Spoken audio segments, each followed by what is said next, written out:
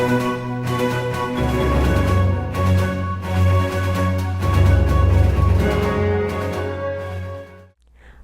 I'm Hanan Daka. Welcome to My Journey in America. Our show gives the mic to immigrant women, entrepreneurs, and artists to let them tell their own American story and learn from each other. The show is divided into two segments. The first one will be about her journey. The second half will be about the guest organization. Our guest today is originally from Iran. She moved to the US in 2010 as a Harvard Fellow. She found her way to become an affiliated faculty member with George Mason and started a nonprofit to empower and connect female students with women leaders around the world. Please welcome Fariba Parsa.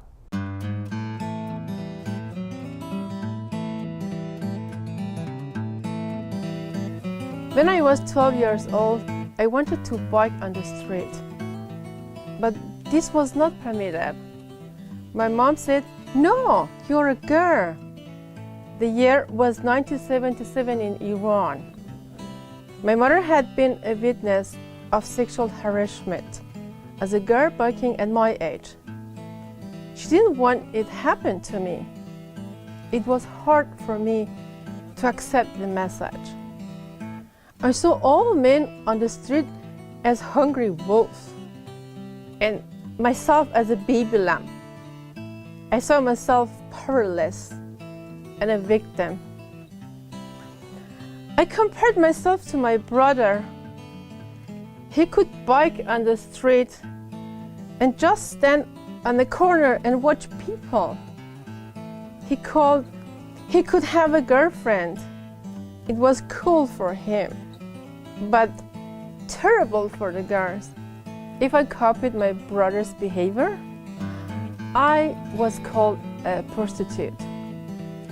As a 13 years old, I asked my parents why there are so many stupid traditions. And they said, "Oh, you are just a kid, and you don't know anything about the real world. You are confused as a teenager." My mother said, "God has made a mistake with you. You should be a boy, not a girl." Another time she said, "You should be a bird, not a human." I saw myself as a bird.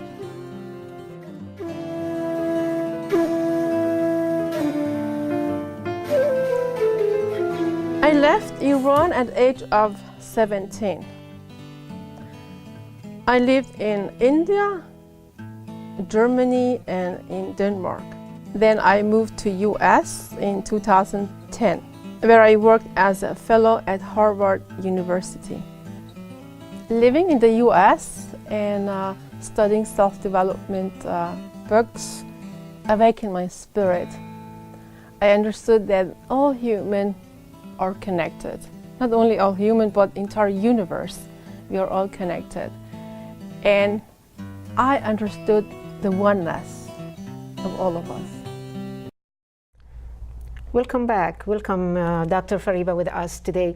Reflecting on your mother's statement about you being like God had made a mistake with you, that you should be a girl, or you should be a boy, or you should be a bird. Yes. This made me remember my mother's statements too about it. She will say, "I wish I wake up and see my 4 girls became boys." And I maybe myself and other people will question, how can these negative statements shape us as girls and females or women? What do you think? How can this influence us, positive or negative? I'm not aware of how it influenced me. I think it is the influence is as we become stronger. We don't have any other choice to show your parents, to my family, friends, and I am strong. Stronger actually than my brother and other men. Yeah. So it makes you even want it to be stronger. Yes, actually it is. Has in my life when I heard negative things, it made me more strong. It motivates me to do better. Yeah. It's obviously you have been or you were an empowered child. You initiated a Newsweek at age 16 in your school. Yeah. You were writing articles. You were covering the war at Iran. Yes. And you were also having a team of friends who were working with you. Yes. So what do you think, in your opinion, empower girls, young girls? Oh, it is, it's not one thing, it's different.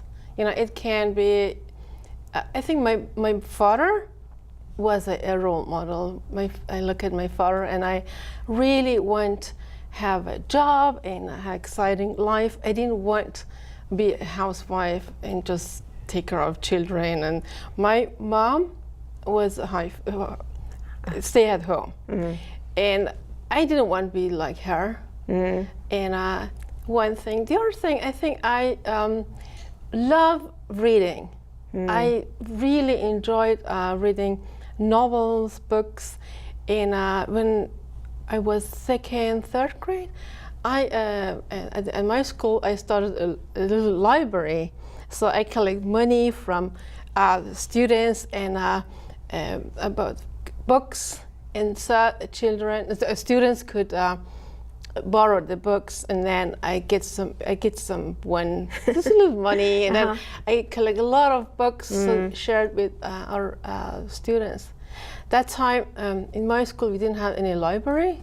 I took initiative. I just love it, and I want to share my just enjoyment with reading with other students. Yeah. I can see that fathers are really empowering to daughters and girls, young girls. That's something I am very much aware of. Now let's talk more about your journey in America, or to America. So why did you decide to come to America and leave Denmark? Okay, if you compare Denmark with US, in US you have more educational opportunities, and it is more diverse compared to Denmark. Denmark is a very homogeneous country. Okay. 98% of Danish, and there are few 1-2% immigrants and refugees. And U.S. it's huge, like an ocean. You have everybody from all over the world, and there are so many opportunities. To continue learning about leadership, about the world, I have to leave. Denmark is a beautiful country. It's very safe, but the people I cannot meet there is here. Universities is here, research, all these things I was thinking, it is here. So that is the reason I applied for a fellowship, or to be a visiting student, visiting a fellow at several universities. And I was lucky to get a fellowship at Harvard. Yes, definitely, such a prestigious university. Yeah. So you moved here as a fellow, as a Harvard fellow. Now, what was the most challenging for you in the transition? Okay, when you use the word challenge, challenge means difficult situation or problem. Yes. Yeah, but the way I think I see that as what it is. It's a situation. It's okay when you accept it.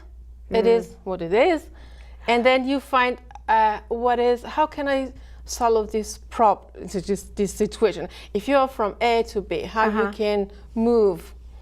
And situation, you can see what is situation. I had a J1 visa, and after 5 years I have to leave US.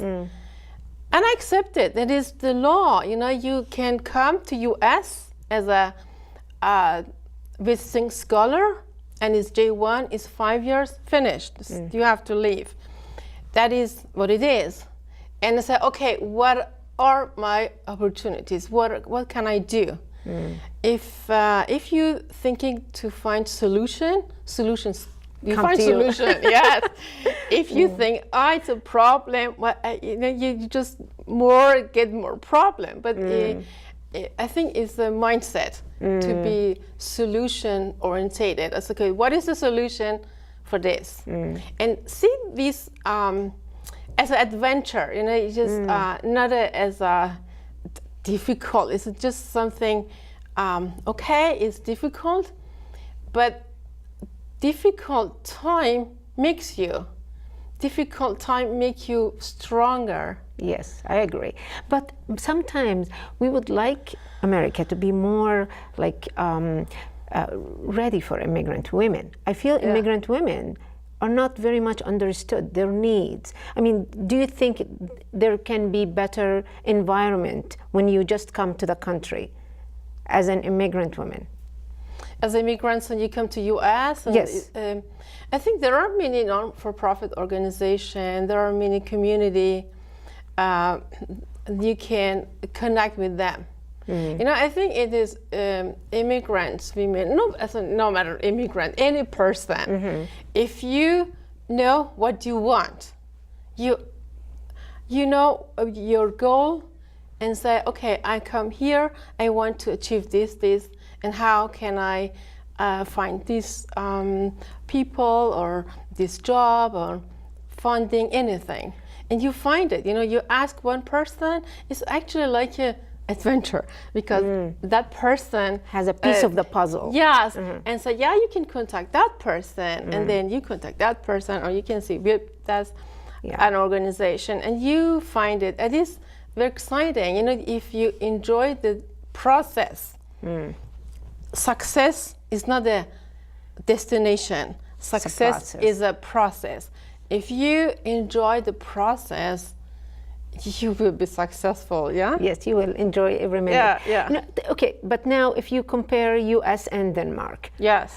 You were also, when you moved to Denmark, it was a transition. Yes. When you moved to US, it was a transition. Yes. So how do you compare between the two countries in terms of immigrant women's resources and empowerment and transition? How are they different or alike? Okay. Denmark, as I said, it's a small country, 5 million people.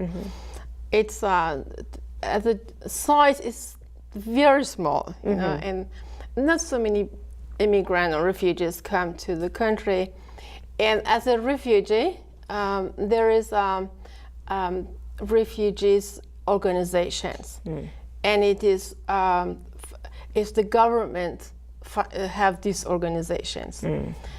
There is not so much non-for-profit and the people initiative. It's more government that control. You come to the country and then say, okay, you have these opportunities. That is the difference. They have their organizations, their program, 18 months program, how you can be integrated, be part of the Danish community. In U.S., it's not the government's job. You know, you come, and there are churches, there are organizations, women organizations, there are community from the country they come from. If they are from Iraq, Syria, Iran, any national ethnic minorities, they have their own community. You can find a person. You know, you ask for help. So this is different, and there are also other opportunities for get a job here in the US. Yeah, okay. More than Denmark. Yeah, because you don't have a job permission after you have been accepted. It's more complicated to get a job. Yes. So now let us know, why did you want to start a nonprofit in the US? Okay. Let me say, the image I had from myself, I always saw myself as a researcher, as a professor, and the future I saw myself as writing books and articles and be a researcher. That is what really changed me when I came to US. At Harvard, I had a course on presentation, and I present, about the relation between religion and politics. And my teacher asked, "What so? Why does it matter? How you can use that?" And really shake me. Yeah, why I'm doing all this research? You know what? Okay, I'll write a book. Some people read it, and good so. And I found what is really motivated me to study is I want to make a change. Okay. I want to have an impact for empower women. And then she said, "Yeah, that is this you really want. It just sometimes you do think, but you think it is the right one, but it wasn't." So, and the other thing, I met some leaders from Iran, women leaders, and they said, "Yeah, we need leaders. It's good you write books." How many books read your books? Dissertation, but we need more women who educated as the leaders. We need people who can organize. Okay, so you were looking for, you realized that you need to be a leader to make a change. Yes. Yes. Okay, so now let's watch Dr. Fariba's nonprofit story. There is a short clip.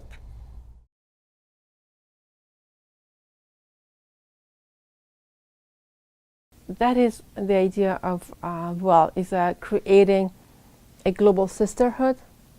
1. 2 is engage women leaders, expert professionals to be a mentor for the emerging young leaders. So we connect the senior leaders, professional, to the young students. And these professional leaders, actually they want to support a student, an emerging leader, and they want to do for free, as a voluntary. And it's a good opportunity for both. The senior leaders can learn from students, students can learn from seniors leaders.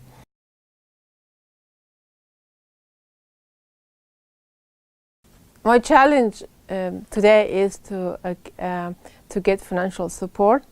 For example, for the mentorship program, it will be online. So we will use the latest technology we can connect mentors with mentees. And we need database for mentor and mentees, and the way we can match these two groups together. We want to also, they have access through an app, iPhone, any device that can be connected, so it can be easy and accessible. And all this needs professional people who can make it for us. We have to buy these programs. I cannot ask students to make it for us. So to move forward, to have this impact, to connect with thousands of women. So we have to these resources. So we need money to move forward. Welcome back. We learned about Dr. Fariba's organization, and now we would like to hear some feedback from Jessica Smith, a business counselor from the Community Business Partnership in Springfield. Welcome, Jessica. Thank you so much for having me. Thank you. I'll leave it to you both, discuss and learn. All right, I just first wanted to say congratulations for establishing your nonprofit organization. Thank you. How does it feel? Wonderful. Yeah. So I watched the video and I saw that you have a lot of ideas in terms of where you want to be in terms of growing your business with the mentorship network and the apps and everything like that. And so I guess the first thing I would say that we really encourage our clients is to start as small as possible.